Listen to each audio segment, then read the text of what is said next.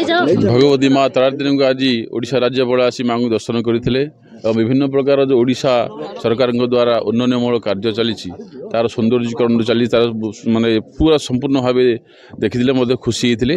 भगवती माँ तारातारिणी मिनिमम से अधघंटा बसी माँ पाखे पूजा होता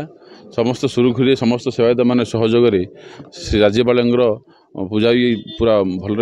भल भी दर्शन कर समग्र विश्वर मंगल कामना कर निश्चित भाव बहुत ओडिशा सरकार द्वारा जो मंदिर मठ मंदिर मानक जो उन्नतीकरण चली कारुकार्य देखी से बहुत खुशी होते जहाँ एत बड़ पीठर भारत वर्षर गोटे आदिशक्ति पीठर एत बड़ विशाल कार्य होती विशाल मंदिर होती ओडिशार कला संस्कृति विभिन्न विश्व दरबार में सामना को अणाई से बहुत खुशी अनुभव कर पुनर्बार से माँ को परिवार धरी आसवाई से माँ पाखे संकल्प कर।